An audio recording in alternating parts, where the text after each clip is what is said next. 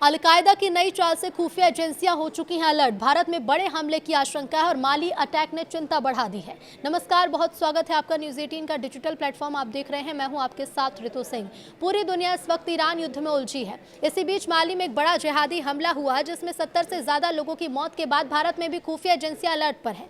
दरअसल ये हमला अलकायदा की ओर से हुआ जिसके छोटे संगठन भारत में भी अपनी स्लीपर सेल चला रहे हैं। माली में हाल ही में हुए बड़े जिहादी हमले ने एक बार फिर दुनिया का ध्यान अलकायदा और उससे जुड़े संगठनों की ओर खींचा है।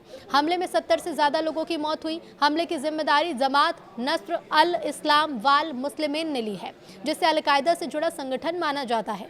खुफिया एजेंसियों का मानना है कि अलकायदा पिछले कुछ सालों में अफ्रीका में तेजी से नेटवर्क बढ़ा रहा है। ओसामा बिन लादेन की मौत के बाद कई लोगों को लगा था कि अलकायदा कमजोर हो गया, लेकिन संगठन ने अपनी रणनीति बदली और अब वो सीधे सामने आने की बजाय छोटे छोटे सहयोगी संगठनों के जरिए काम कर रहा है।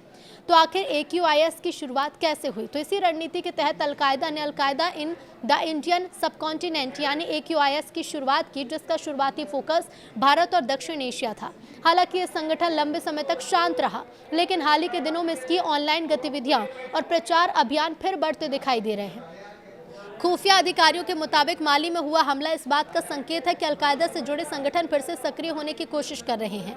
एजेंसियों का कहना है कि AQIS ने पिछले कुछ सालों में खुद को लो प्रोफाइल रखा, सोशल मीडिया और ऑनलाइन प्रोपेगेंडा पर ज्यादा ध्यान दिया। उसने जानबूझकर खुद को इस्लामिक स्टेट की तरह ज्यादा आक्रामक तरीके से पेश नहीं किया।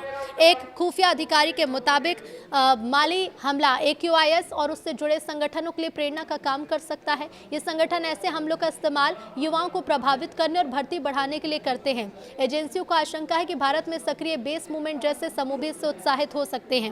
अधिकारियों का कहना है कि AQIS और उससे जुड़े कुछ ऑपरेटिव भारत में मौजूद हो सकते हैं जिन्होंने अब तक खुद को छिपा कर रखा।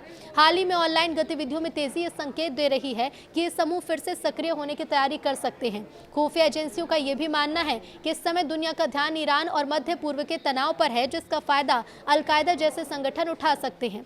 एजेंसियों ने साफ चेतावनी दी है कि माली हमले जैसी घटनाओं का इस्तेमाल कर AQIS भारत में अपने एजेंडे को और आगे बढ़ाने और बड़े हमलों की साजिश रच सकता है।